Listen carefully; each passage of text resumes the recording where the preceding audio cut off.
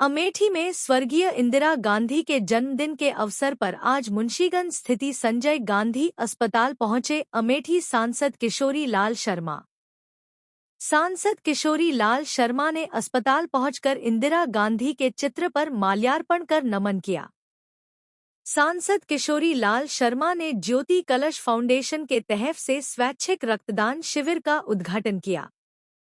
सांसद किशोरी लाल शर्मा ने कहा कि हम चाहते हैं कि अमेठी वासियों को कहीं इलाज के लिए बाहर जाने की जरूरत न पड़े।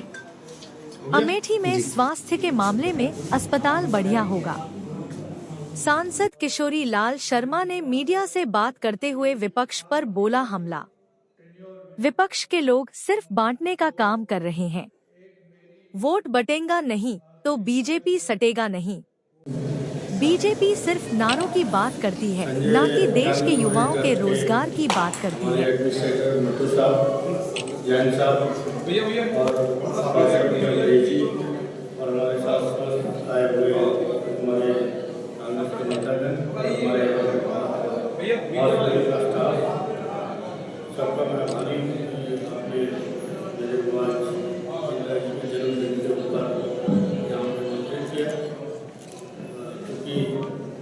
ये हॉस्पिटल जो है, जब संजय जी की डेथ हुई, जो आपके सांसद भी रहे, उसके बाद इंदिरा जी ने उनकी याद में एक ट्रस्ट बनाया।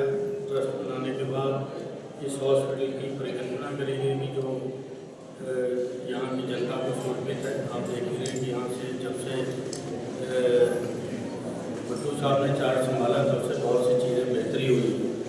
तो ये है कि ये हॉस्पिटल निरंतर आपकी सेवा में ऐसे ही काम करता रहेगा और हम लोगों का भी जो योगदान एज ए जनप्रतिनिधि हमारा रहेगा, हम भी इस हॉस्पिटल के लिए अपनी सेवाएं देते रहेंगे। तो बस इतने कहना है, क्योंकि आज इंदिरा जी के जन्म उत्सव के ऊपर काफ़ी कार्यक्रम होगा, भी 2 कार्यक्रम मैं करके आ रहा हूँ। तीसरा ये है कि रक्तदान शिविर यहाँ पे कर लें। तो मैं हॉस्पिटल को भी आभार है कि हमारे को रक्तदान मिली, जो उन्होंने ब्लड बैंक के अंदर रखने की सुविधा मिली है। तो मैं उन्हें सबका आभारी हूँ। धन्यवाद। किस प्रकार का आज कार्यक्रम है और इंदिरा जी की आज जन्म दिवस पर कार्यक्रम किया गया?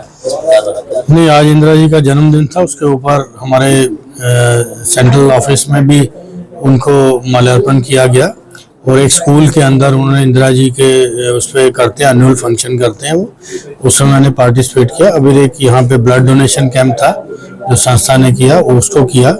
फिर जो हॉस्पिटल्स का जो हम लोग रेगुलरली इनका हमने कहा कि जो भी हमारा योगदान होगा इस हॉस्पिटल के लिए, क्योंकि अभी ये अच्छे से बढ़ रहे हैं आगे, तो इनको भी ज़रूरत है। तो जो भी मेरी सांसद निधि से जो फंड्स की ज़रूरत होगी, क्योंकि हम लोग यहाँ इस हॉस्पिटल में बेटर सुविधाएं देने चाहते हैं कि हमारे अमेठी संसदीय क्षेत्र के आसपास के ज़िले के लोगों को कम से कम लखनऊ दिल्ली न भागना पड़े।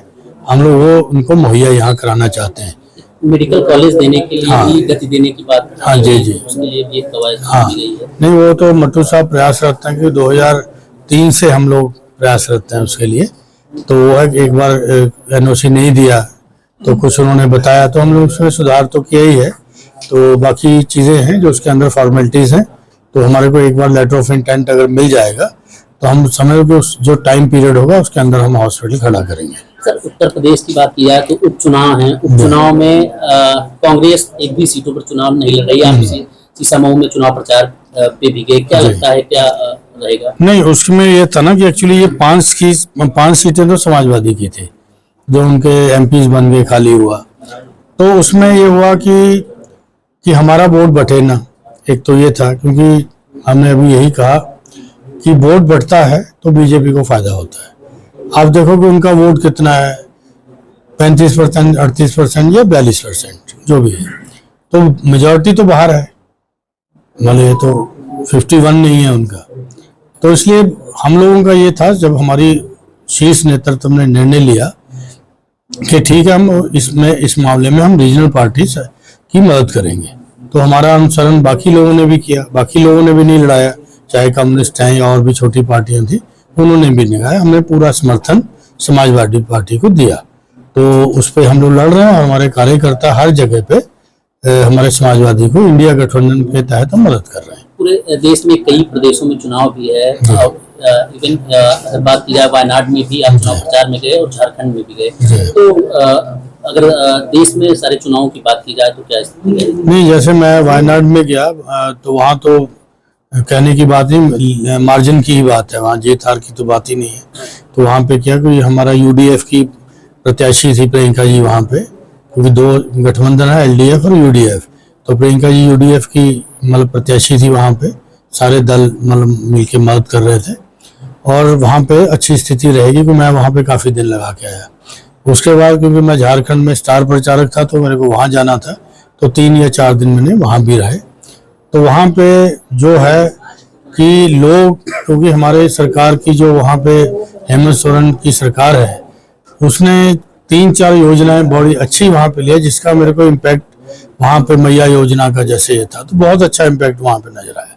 पहला फेज, क्योंकि मैं पहले फेज में जा नहीं पाया, वायनाड में था, तो मैं सेकंड फेज में वहाँ पहुँचा, जिसमें 38 सीटों पे इलेक्शन हो रहा है। तो मेरे को लगा कि मतलब अच्छा जाएगा हमारा। एक बीजेपी के द्वारा नारा दिया जा रहा है, पटेंगे तो कटेंगे, उसको बहुत बढ़ चढ़ के जो है हाईलाइट किया जा रहा है। मुख्यमंत्री जी भी प्रदेश में नहीं पूरे देश में उसको बोल रहे हैं, तो क्या लगता है इसको एक विशेष समुदाय को काटने की? देश की इशू ये नहीं है, देश के इशू है महंगाई, बेरोजगारी, उसके ऊपर कोई नारा नहीं देते ये लोग। ठीक है, इस नारे से क्या हासिल होना है, नौजवान को क्या हासिल हो जाएगा, ठीक है, मजदूर को क्या हासिल हो जाएगा। मेरा तो ये कहने का है कि अगर वोट बटेगा नहीं तो बीजेपी सटेगा नहीं। मेरा नारे के जवाब में मेरा ये जवाब है। किसानों की समस्या लगातार, बुआई आ गई, आपने पत्र भी लिखा है, तो लेकिन लाइनें कतार लंबी है, और प्रशासन यहाँ का जवाब में लिख के दिया कि खाद की जो उपलब्धता है पूरी है। तो जब उपलब्धता पूरी है तो ये लाइनें कहाँ से लग रही हैं? मैंने यही कहा, मैंने 21 अक्टूबर को चिट्ठी लिखी थी, तो उस समय मेरे को थोड़ा इनपुट मिला था कि आप एक मतलब पूछ लें कि उपलब्धता है भी कि नहीं। तो उन्होंने मेरे को जवाब दिया कि मांग के अनुरूप उपलब्धता है। तो अब विश्वास तो करेगा आदमी को, जिन्होंने करना है हमने किया। तो मतलब मैं यहाँ का एमपी हूँ, एडमिनिस्ट्रेशन मेरे से कहे कि एमपी मेरे को कहे कि आप प्रयास करिए, तो मैं सेंटर में प्रयास कर लेता इनका भी, हम अपने एफर्ट करते, मिलता ना मिलता अलग बात थी। तो इन्होंने वो भी नहीं किया, इन्होंने लिख दिया उपलब्धता मांग के अनुरूप है। फिर आप ये जांच का विषय है कि लाइनें क्यों लग रही हैं, उपलब्धता है। फिर जो कोऑपरेटिव सोसाइटियों पे किन लोगों का कब्जा है, खाद तो वहीं के माध्यम से बट रही है या सरकारी डिपो से बट रही है, तो उसकी भी जांच होनी चाहिए कि अगर उपलब्ध है तो फिर ये खाद जा कहाँ रही है, क्या नेपाल का बॉर्डर तो नहीं क्रॉस कर रही है। क्योंकि एक बार हुआ था ऐसा कि यहाँ की खाद नेपाल तक में भी गई है, ट्रकों के ट्रक। तो ये भी देखना है कि जो लोग सोसाइटियों पे कब्जा जिनका है, ठीक है, वो लोग क्या कर रहे हैं। ये जवाबदेही उनकी भी बनती है कि वो एक पारदर्शिता के तरीके से हर रोज वोट टांगे कि आज इतने किसानों को हमने दिया, आज इतने को दिया, ये स्टॉक हमारे पास उपलब्ध है, ये कल देंगे, परसों देंगे। अगर उपलब्ध है तो छुपाने की क्या बात है, तो करें, और नहीं तो ये जांच का विषय है कि अगर खाद उपलब्ध है तो जा कहाँ नहीं है।